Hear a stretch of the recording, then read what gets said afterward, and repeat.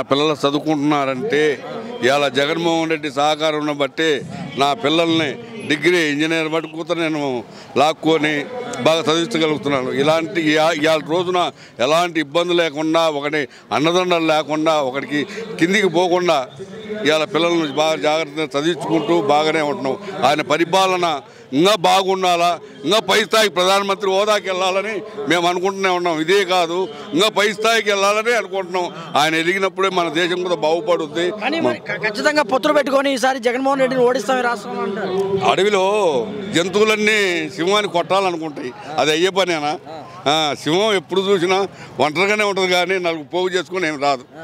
ఎన్ని పొత్తులు వచ్చినా ఎంత వచ్చినా సింహం నక్కే ఏటాడుద్ది, కానీ ఒకరిని చూసి భయపడి తల ఉంచి చేసే ఇది కాదు. ఇది పథకాలు తీసుకున్న వాళ్ళంతా ఓట్లేస్తారంట. అరే పథకాలు ప్రతి ఒక్కరు తీసుకున్నోడికల్లా విశ్వాసం అనేది. మన భారతదేశం అంటే ప్రతి ఒక్క పేదవాడికి కానీ ఆకలైన మొక్క చూసే దేశం మంది కాదు. ఆకలినోడు పెట్టే దేశం మంది.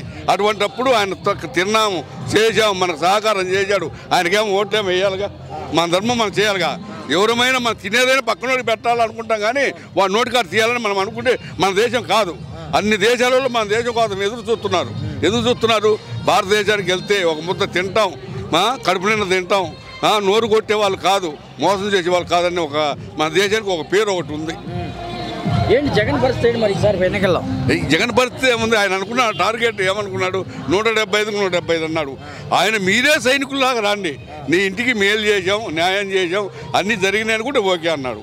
అంత భరోసాగా అంత ఇదిగా చెప్పినప్పుడు మనమే ఆయన ఇచ్చిన దాంట్లో రూపాయి ఖర్చు పెట్టుకొని మనమే వచ్చి మనకి ఇబ్బంది లేదు. వాడు ఎవడో పెట్టాలా రావాలా అన్న ఉద్దేశం మనకు లేదు. పొత్తులు దేనికి పనిచేస్తాయన్నా? పొత్తు అనేది దేనికి? ఒక భయం ఉన్నోడికి, ఔధైర్యంగా ఉన్నోడికి, ధైర్యంగా ఉన్నోడికి ఎవరితో అవసరం లేదు. ఏకంగానే వస్తుంది. ఒకటి ఆధారపడదు, ఒకటి కాడికి రాదు.